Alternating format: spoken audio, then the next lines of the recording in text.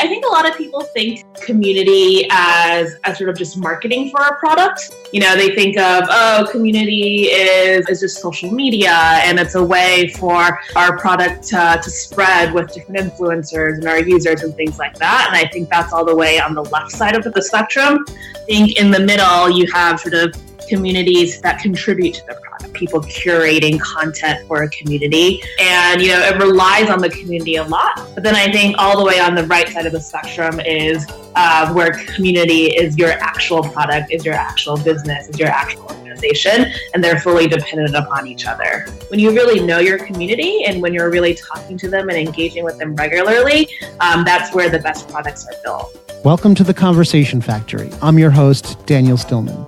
Each episode, I'll talk to an amazing conversation designer to try and distill insights we can all bring into our work and lives. Human conversation is a material that can be shaped by design, and shifting conversations in everyday meetings, in organizations, and yourself can create real change. And I hope to help you do it better and more authentically. I'd love to have you stay part of the conversation. Head over to theconversationfactory.com to sign up for my newsletter and never miss an episode. That's theconversationfactory.com. I'd also love for you to be part of the show. If there's a challenging transformation you're working through, head over to theconversationfactory.com, click coaching, and sign up for 30 minutes of free coaching that we might use on the show. Head over to theconversationfactory.com, hit coaching, and let me know what conversations you need help redesigning. Enjoy the episode.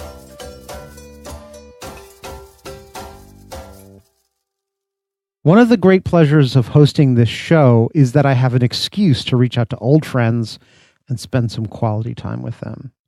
And I get to double the quality time. I really love getting to listen to the whole episode again. It's a time to dig in and figure out what the episode was really about and write these essays. Originally, I was going to have the episodes transcribed and then read them. But in episode 2, I heard a different perspective. Information architect Abby Covert talked about how processing her own research transcripts was essential to her work. I tried it, and she was right.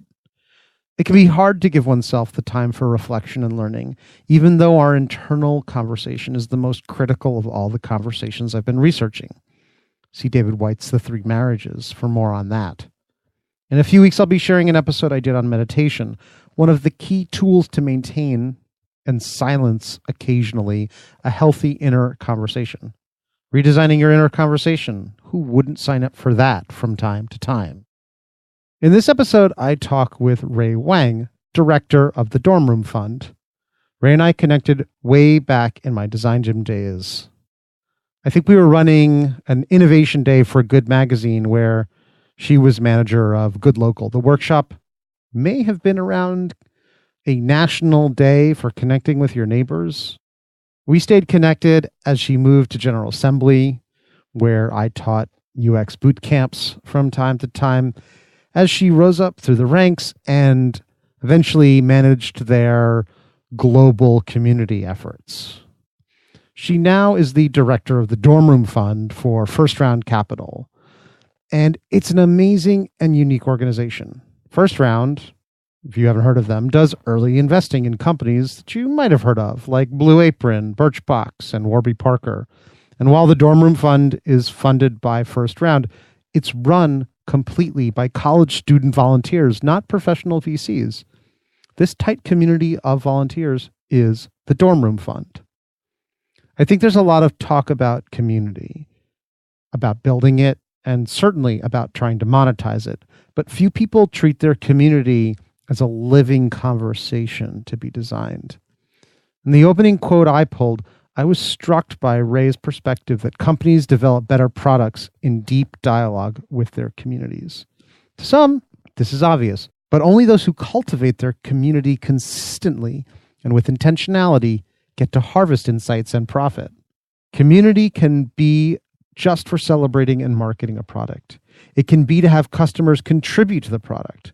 But Rei sees her community as the product, which means she's very careful to orchestrate its development and evolution. The volunteer students in the Dorm Room Fund must have a high level of autonomy and drive, which means she has to pull the work out of them. not push it on them. And our community is rapidly refreshing by design. Each year they lose people as they graduate and gain students who come in. Capability leaks out of the community constantly. Rei's solution doesn't seem to have a name, so I'll call it Cohort Mixing. In her annual event, she makes sure incoming, current, and outgoing groups all connect in significant ways, in large and small groups, and over time. This helps keep traditions and institutional knowledge alive and constant, even as the community renews. Thinking about your own company or product, how can community transform how you develop and test ideas? And how can you empower people in the community of your company to share and pull their own work forward without you pushing every day? Enjoy the episode. Rei's insights are solid gold.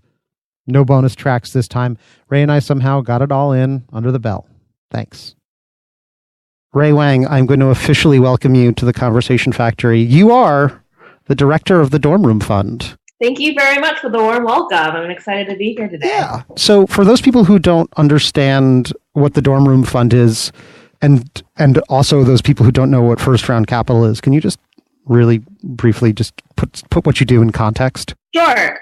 So the Dorm Room Fund is an early stage venture fund.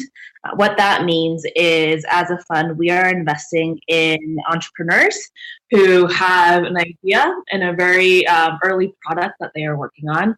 And what's unique about the Dorm Room Fund is that it is completely run by students, and the focus of the fund is to only fund student founders as well.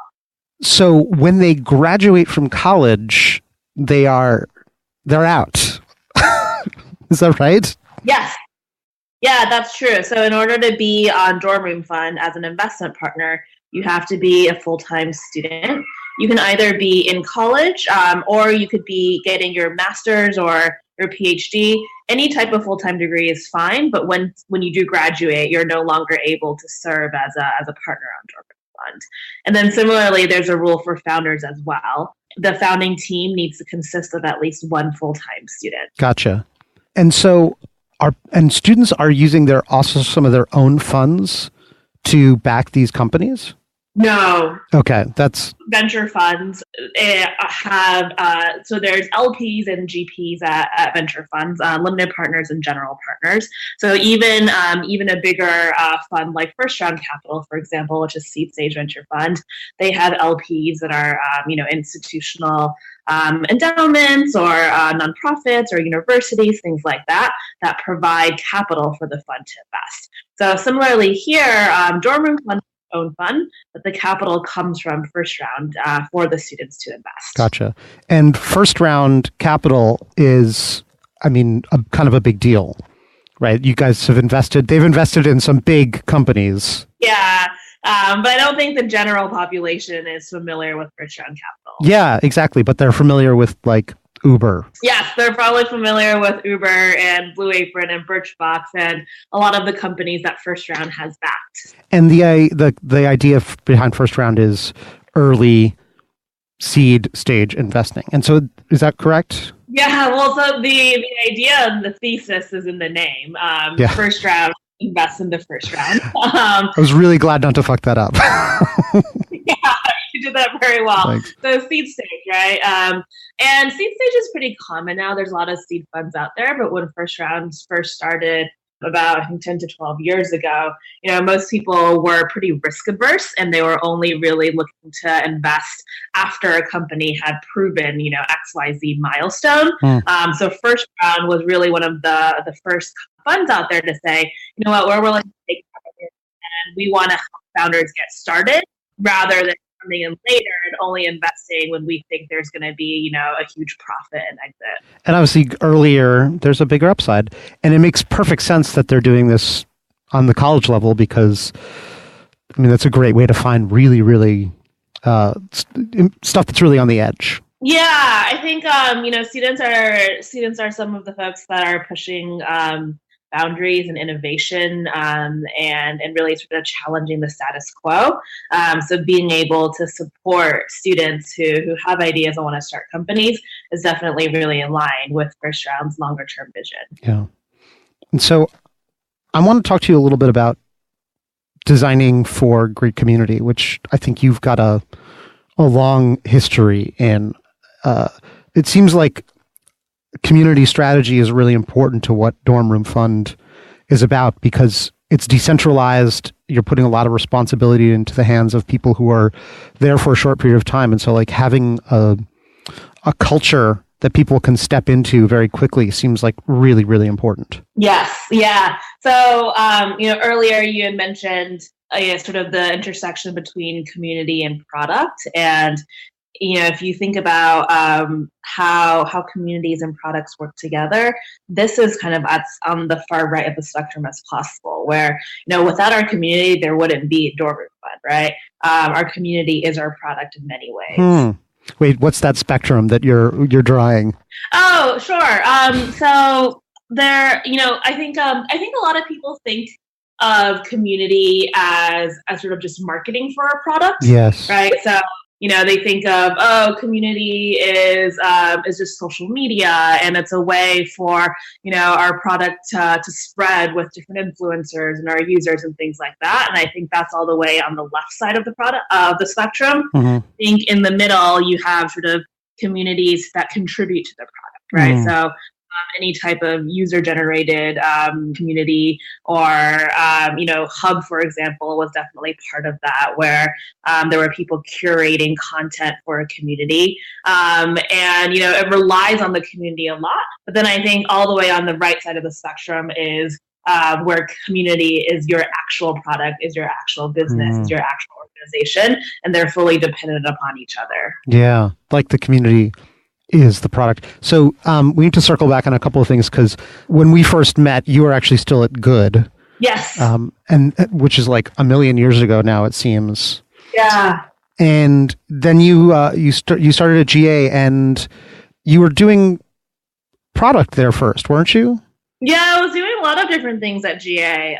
So when I first started at General Assembly, they were still both a co-working space with some classes coming out of that co-working space, right? Right, and they were on that spectrum of the community was part of the product. Yes, and then, so in the beginning, it was very heavily ingrained.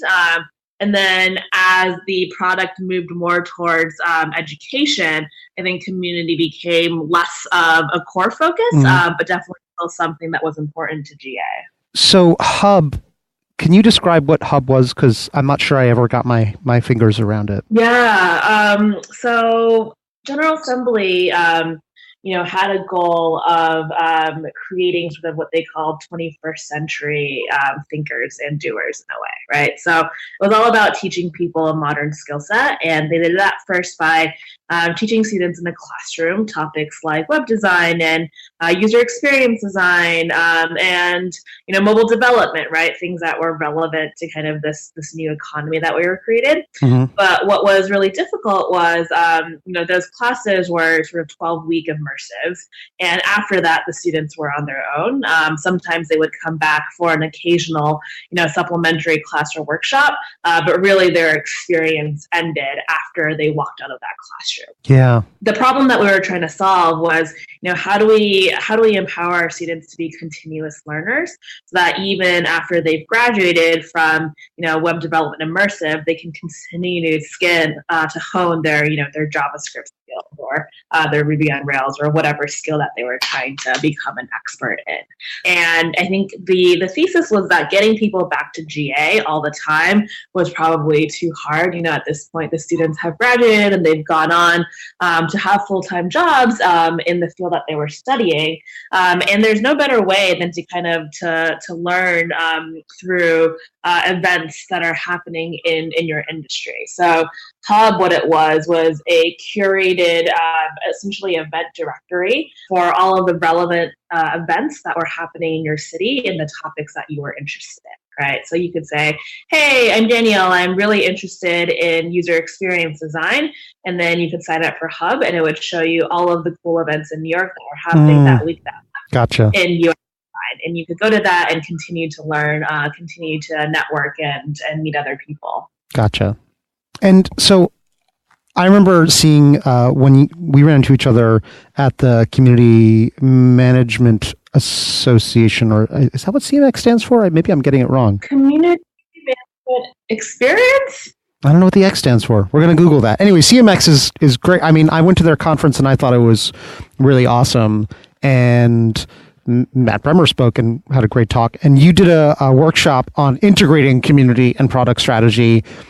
And I wish that I could have gone to it because you talked about leveraging community for product improvement and identifying opportunities to involve community in your strategy. Yeah. So what inspired you? Like what made you sort of start to move in that direction, and how did you get smart about that? And what did you tell people in that workshop? Can you make us smart about that? Yeah.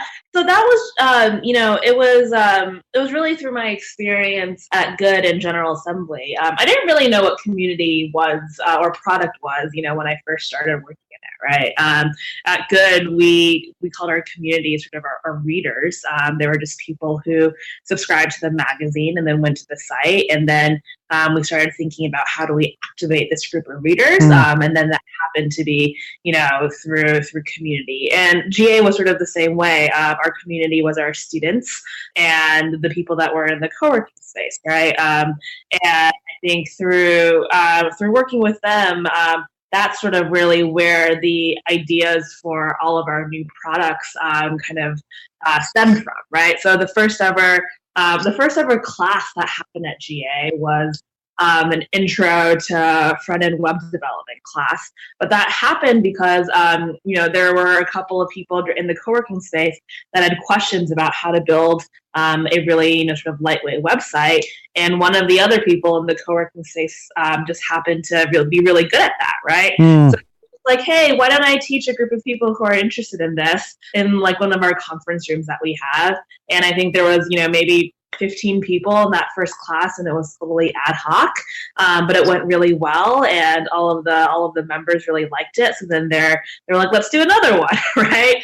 And then from there, that's where the idea of even having an education product came out from. So I think I started to see how when you really know your community and when you're really talking to them and engaging with them regularly, that's where the best products are built. I mean, I agree with you, but what would you say to a company that is either disconnected with its community or doesn't even feel like they have one? Well, I don't think it's the right strategy for all companies. First, you have to figure out how core community is to your organization and to your strategy, and then if you realize that it's going to be a hugely important part of that, then it's time to get out there and get to know your community. Yeah, I mean, me personally, I'd have a hard time imagining a company that wouldn't benefit from cultivating and engaging with community. Yeah, I think various levels, right? Yeah. Definitely consumer-facing organizations benefit a lot from community. But if you're an enterprise SaaS software company and you can run a really great business like that without engaging with your community actively, maybe. Yeah, maybe. So what was I don't know, this is like 2 years back that I'm asking you to reach into your memory banks for this workshop. Like, what do you feel like some of the insights or the aha moments for people in that room were in terms of thinking about bringing product and community together? Yeah, I think just realizing that they already had a community was the first one, right? So, we had folks in the workshop who were working at organizations that had very siloed departments in a way. So, for example, there was one company that sort of had, a social media manager who was managing their Instagram and their Facebook and their Twitter following. And then they had product and then they had UX, right? And I think usually the three groups are pretty far away from each other. So the user researcher will be like, okay, I'm going to do user research now to learn more about our users and give that info to the product manager. So let me go recruit a bunch of users, using different tools out there. But what they didn't realize was that they already had, 10,000 followers that they could talk to, right? Yeah. That they didn't need to go recruit a whole new subset. And if the marketing team had talked to the user experience team, had talked to the product team, and was working much more closely together, then they could get constant feedback on their ideas versus sort of running these siloed processes. Yeah, and that's really, I know that Foursquare did this with their Superuser group, really cultivating a group of users who were fans and coming back to them again and again. So rather than like going on a general recruiting site and finding random people, like working with people who already are in the community. Totally. And those are the users that know your product best, right? Yeah. Are most loyal and are going to have the best ideas too. It's interesting because I guess there needs to be a balance. Those people who love your product can give you deep feedback, but obviously, depending on the challenge you're working through, you might want to be talking to people who are not engaged with your product. Yeah.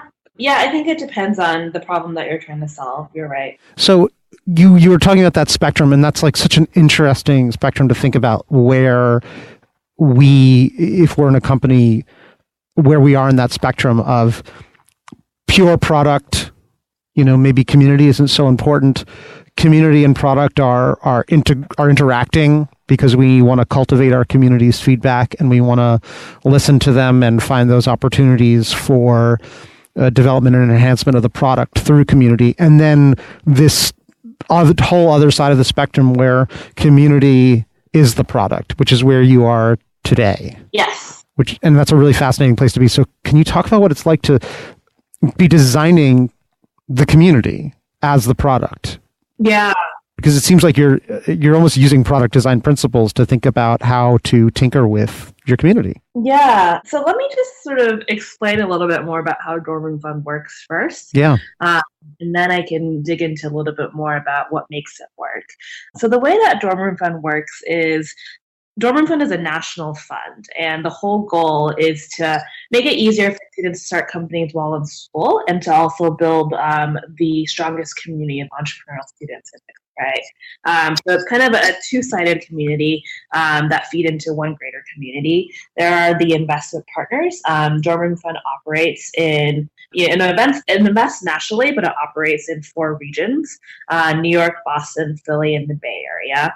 And in each region right now, there is a group of students, usually 10 or so students per region, that make up the investment team, right? I'm sorry, how many was that? How many students was that? You broke up a little bit. About 10 students per region that make up the investment team. So those students are running kind of their own fund. They are the ones who are going out there and meeting with great founders.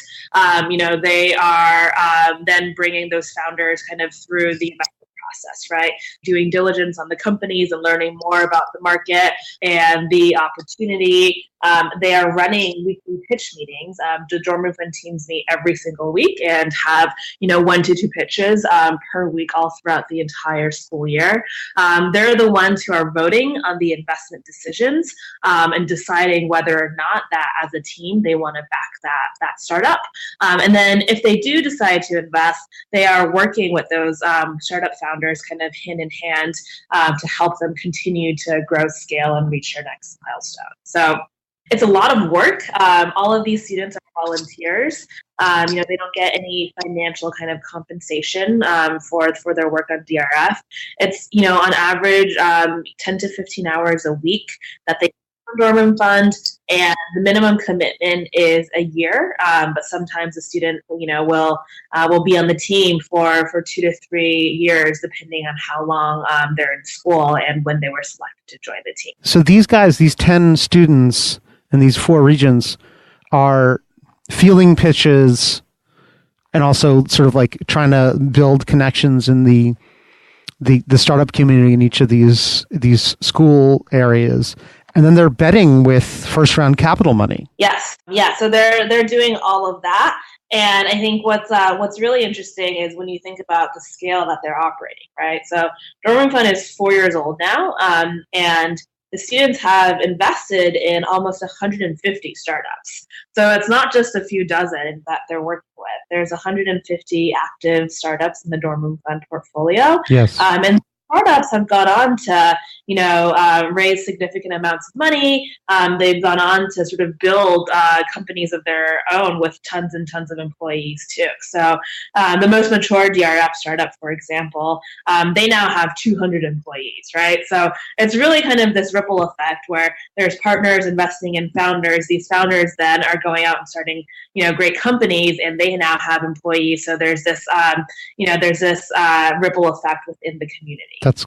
That's actually kind of crazy when I think about it. Yeah. It is pretty nuts. So like in terms of like community mechanics, because like I would be kind of surprised if the students never said like, wait a minute, where's our upside? How do you deal with that question? Because I'm sure it's come up. Yeah, of course. So the upside is that Dorm Room Fund is probably hands down the best VC education program in the States, if not in the entire country. It's a really selective program. So this year there are over 400 students that applied to join these teams, and there were only really about 20 spots, right? So it's super, super selective. Once you get on, you have kind of the experience of a lifetime. Yeah. I mean, there's another program out there where you get millions of dollars to invest. I've never been given that opportunity, no. Yeah. That's the thing that stands out is when you're in school, there's like mock UN and mock trial and, all of these things that you can do to practice, but Dorm Room Fund isn't mock. Like it's not a pitch competition. It's real money that you're getting to invest in real companies, and you're working with founders. Yeah. So, I mean, it's interesting when you put that in context. It's like an internship on steroids. Yeah. Yeah, but it's even more so than an internship because you get the control and you get the say, right? So it's you look at a company and you have to then convince your boss that you want to invest in them, get that vote at the end of the day, and get to make that decision. So how does community emerge out of these 4 different groups? What are the mechanics? What are the connection points? What are the threads that tie them all together? Yeah. So I think the first is really a belief in the mission, right? And the mission is making it easier for students to start companies while still in school. I think, a lot of students are drawn to this because they know how difficult it is to be both a full-time student as well as a full-time founder, right? And I think when Dorm Room Fund first got started, there was kind of like people just weren't taking students seriously. Right? If you were a student and you were trying to talk to a VC or an incubator and you're an accelerator, they would be like, "Oh, you're not full time. You haven't dropped out yet. Like you're still in school. You don't actually want to do this, right?" And there was also the Teal Fellowship that was trying to convince students to drop out of school too. So Dorm Room Fund in some ways was sort of going against the grain, all of that. And there's this real belief that, universities are actually one of the best environments to start a company, right? Just in terms of access to amazing kind of professors and research. And also you just sort of, talking about kind of going back to like if you're building a consumer facing product, you have thousands of users right there on your campus, right? So there's way to kind of ideate and work on your idea. And also, if you're going to make starting a company, dropping out of school the precursor to starting a company, then there's only sort of a tiny subset of students who can ever afford to kind of take that risk, right? I know if my parents, if I had ever thought about dropping out of school, like Love Mama Wang would have probably definitely not have allowed that to happen. Hey, this is Daniel. We're about the halfway point, so this is a great time for you to get up, stretch your legs, get some popcorn, fill up your soda.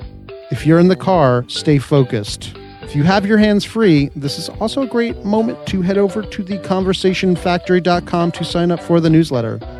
I send out more detailed write-ups, insights, and tools from these conversations, and I'd love to share them with you. So head over to theconversationfactory.com and stay in the loop. The world that I come from in industrial design, there was a professor whose name is escaping me. It's so sad. She was an amazing ceramicist and a very early professor at the Pratt Institute. And she talked about how if internships are always unpaid, the only students who can afford to do them are kids whose parents have some resources. Yeah. And it's a really interesting thing about the sort of financial discrimination that exists with that, for sure. Yeah, totally. That's why, and I think that's why dorm room funding exists. We give students, we only have one check size. It's $20,000, and which isn't huge, when you can compare it to kind of the average VC check, but it's really meaningful for a student, right? If you get $20,000 to work on your startup, and you can choose to work on your startup versus, taking an internship at Deloitte or something for the summer, right? And use that $20K and be able to kind of fund your own work, and you realize that's what you want to do, and that inspires you to go into it full time. That's really meaningful for a student. Yeah. So what would you do with your greeting card company with $20,000? Can you tell the listeners a little bit about Love Mama Wang? Because I think you're a pretty entrepreneurial person yourself. Obviously, there's a reason why you're attracted to this. Yeah, I mean, Love Mama Wang definitely isn't a venture backable startup. Why not? It could be the next Hallmark. Maybe we have funded a greeting card company though. They're called Love Pop, and they're 3D printing these really cool pop-up 3D cards. That's amazing. Yeah, but I am entrepreneurial. I have entrepreneurial tendencies. I just really like starting things. But just starting them, only starting them. Yeah, I kind of just really like starting things. I don't care too much about scaling them to some extent, which is why it's not a venture backable startup. Yes. So Love Mama Wang is a card company that I started inspired by my mother. And my mom is kind of, she doesn't call herself a tiger mom. She actually thinks she's like not a tiger mom. Aren't you lucky that you don't have a tiger mom? And that's so funny. It's like, you have no idea, Mom. Yeah, but she's a traditional Chinese mother in many ways, and she's very the term that we use at First Round is radically candid. So very radically candid, very direct, and I started screenshotting some of the text message exchanges that we've had over the past few years and just posting them on Facebook, and people thought they were really funny and interesting. So from there, I thought, wouldn't it be funny if we took sort of these screenshots of text and turned them into greeting cards, all right? And so that's how Love Mama Wang got started. Can people still buy Love Mama Wang cards, or is it in? Yeah, they can still buy them. They're up on Etsy, and they can just go to lovemamawang.com or Etsy/lovemamawang. That's amazing. So yes, your mother believes in radical candor, otherwise known as slightly tactless occasionally. I think that was sort of my blunt. Yeah, very blunt. So wait, do you guys at First Round and Dorm Room Fund, like, is radical candor something like a Bible for you guys? That I've just started to look at that book, and it's a very interesting idea in terms of designing interpersonal conversations. Yeah. So we didn't come up with that. We can't take any credit there. Kim Scott is the wonderful woman behind the idea of radical candor. And she is someone who's close to the First Round community. First Round Review has written a couple of articles about Kim Scott. She's come and spoken to a lot of our CEOs about the need for radical candor in the workplace, which is why that's such an important value for us. But that's not something that we invented. No. Yeah, I'm just wondering how it works for you guys, because I've had some conversations with people where some companies have the idea of, let's call out the elephant in the room, which seems like a good design for interpersonal business conversations, but sometimes it winds up being like permission to be a dick. Yeah, well, I think the key with radical candor, and Kim says this better than I do and explains it in her book, is that you can't just be blunt and direct. It's not about being an asshole. You have to show that you care personally, right? So if you care personally and you're also direct, that's radical candor, and you're saying these things because you have the best interest of the person that you're talking to in mind. Well, I would love to talk to her more about it at some point. It is a really interesting concept. So I'm wondering, in terms of what you guys are giving to the community, because obviously they're very eager to be given this opportunity to bet with your money, but there's more to that, right? You're bringing them together, you're educating them, they're learning from each other. What are some of the mechanisms that you're building in to the dorm room fund to make it a sustainable community? Yeah, so I think the first thing is just, introducing them all to each other. So after, every single year we do applications, and then we do interviews, and we select the new partners who are going to be joining the team. And then immediately after that, we fly them to New York City for a 3-day weekend called All DRF, where we bring together all of the current partners on Dorm Room Fund, all of the new partners, as well as all of our alumni, and a lot of our partners too. Yeah, so that's a big gathering. It is. It's a huge gathering, and it's really, really, really, really incredible. So I think the first thing is just allowing them to meet other people like them, right? That's what communities really are. They're groups of people who are like-minded, who share similar values. And I think that's really amazing for our students, is because oftentimes, it's really lonely to be a student founder, or to be someone who, cares deeply about entrepreneurship, right? Like if you are in school right now and everyone else is like partying and, yeah. And you're reading a term sheet. And you're reading a term sheet and learning more about blockchain, right? Like it could feel a little bit lonely because no one else on your campus is interested in those things.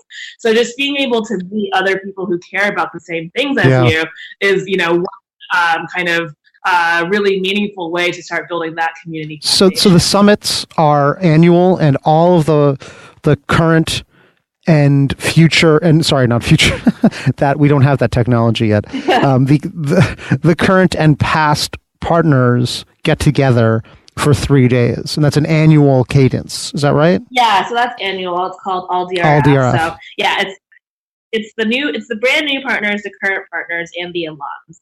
And having the alums there is really cool too. And I think it's really inspiring for, say someone who's a sophomore or junior in college to meet someone else who, recently graduated from Dorm Room Fund and now has like a badass job, right? Totally. And, and the alums have gone on to do really incredible things. Some of them have started their own companies. Some of them have raised their own funds, awesome. Which is really crazy. And they're now, running their own VC funds. So 3 days, when was the last All DRF that happened? So the one that we had in 2017 was the last weekend of February. So how many people were at that? And I'm just curious, how you structure that kind of a gathering. Yeah, a lot of people. So the first day is... it's probably the most summit-like in that, there's talks and there's a stage and then there's an audience, right? So that one was over, how many people came? Almost 200, I think. A lot of people. It was really hot in that room. And what we did there is, that was partners, alums, and founders. And because Dorm Room Fund is all about community, and the thesis is that, it's for students, by students, and students know each other best, right? And that's what gives Dorm Room Fund its unique point of view. We really wanted to make this year's All DRF about working relationships. So what we did is we brought together pairs of people who have great working relationships onto the stage and had them talk about sort of how they work together, how they push. Oh, that's so sweet. That's it's like bringing Paul McCartney and John Lennon up to be like, okay, talk to me about how you write some songs, guys. And they're like, oh, well, Totally. And what was cool is, it wasn't just co-founder relationships, right? There were investor and point partner relationships. There were mentor and mentee relationships. So, we had Liz Wessel, who's the founder of Rei Up, talk with David Tisch, who's an investor that's very active in New York and runs Box Group, and they work really closely together. So they talked about what that was like.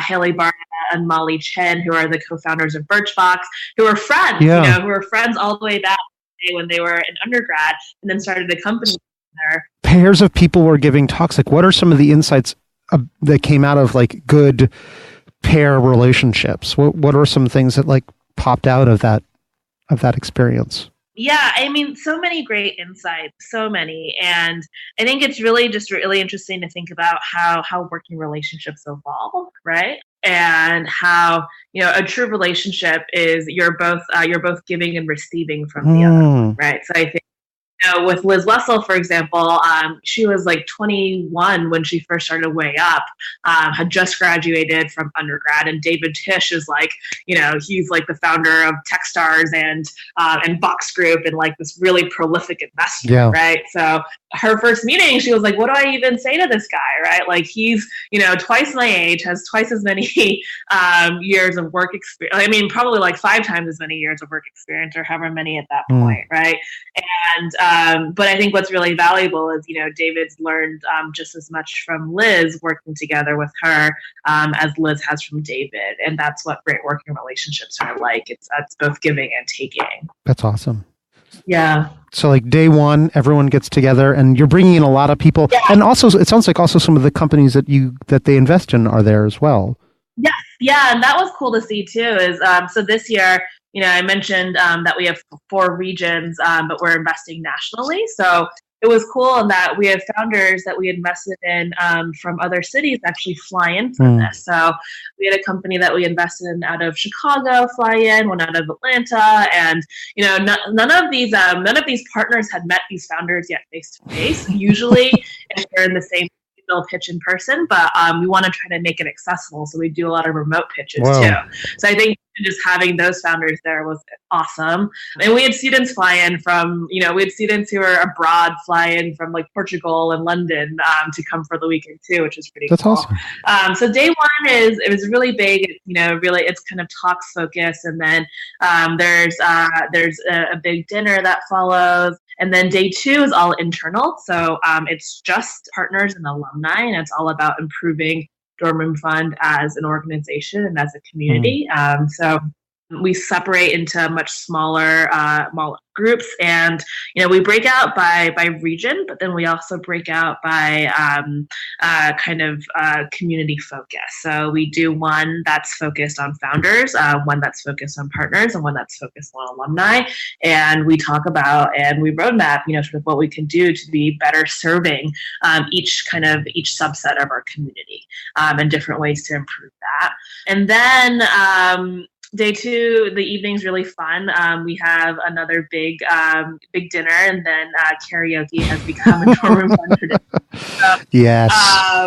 And I think that's part of the downtime is a huge part of the community building too. Yes. All of these partners, they're staying in hotels rooms together over the weekend as well. So, we purposely pair partners from different cities together. And, some of the things that I love hearing is a partner will come up to me and be like, Ray, I stayed up until 6 a.m. talking to my roommate, it was amazing.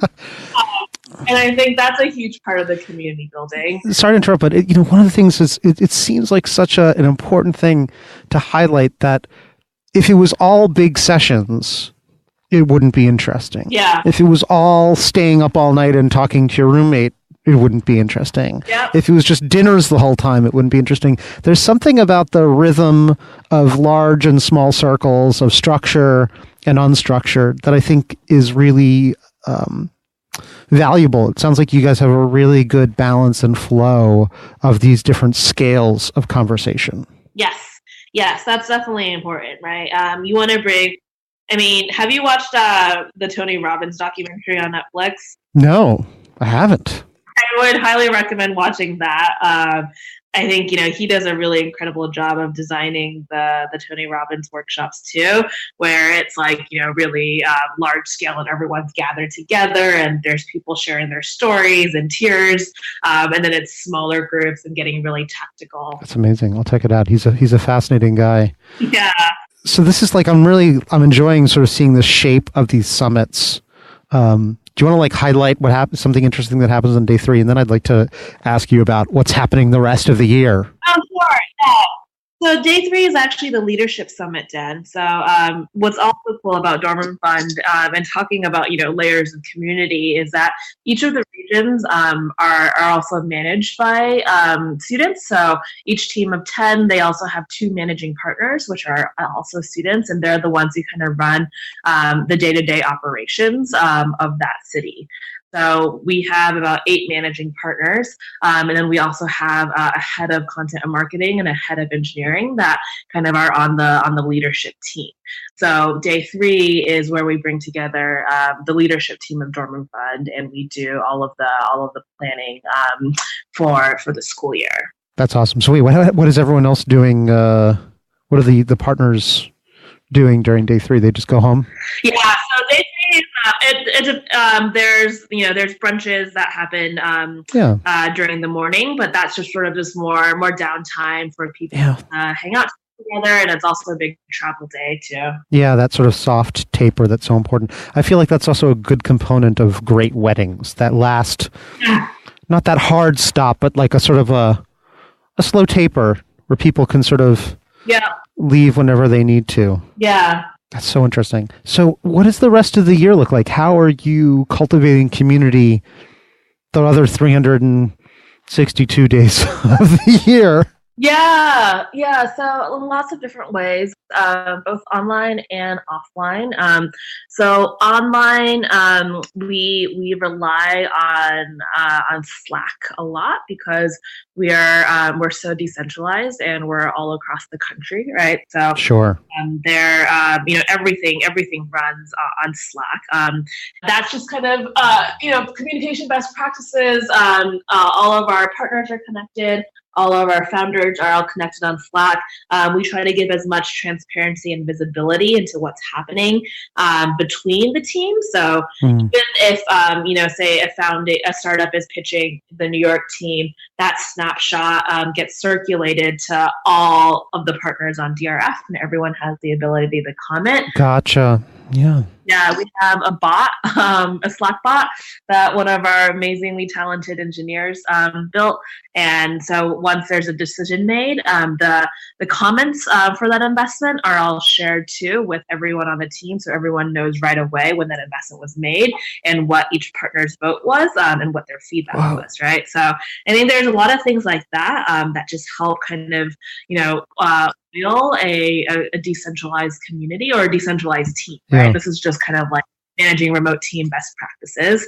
And also a ton of transparency. Yeah, a ton of transparency. And that's really important is we share everything with everyone from kind of each city's investment pace and which investments they've made, to who's coming to pitch. All of that is visible to every single partner on DRF. There's nothing that's kind of hidden from any particular group. And then offline, we do a bunch of events and programming. So one thing that we do is salons. Salons are much more intimate, smaller groups of DRF community members that are curated by topic, and then it's sort of one facilitated group discussion over dinner. So this year already, we've had 3 salons.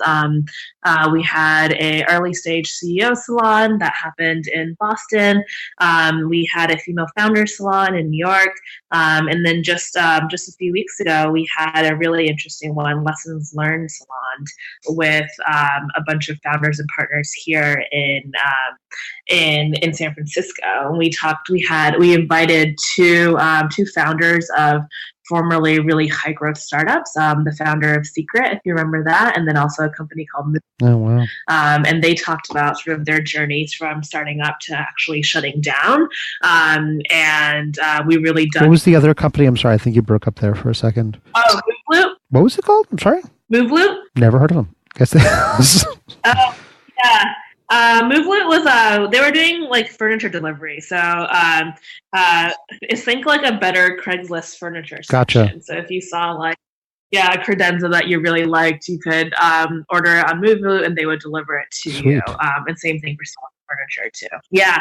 But yeah, I think those are really awesome because they're completely off the record conversations. We really create kind of a safe space. So founders get really vulnerable and they'll talk about, I think there's kind of this this feeling in Silicon Valley that whenever someone asks you like, oh, how are you? Or what are you working on? You can only share the positive things, and everyone's always totally like, oh, like I'm crushing it. I just raised, $10 million. And like, you just seem like everyone's always so high octane all the time. And my ulcer.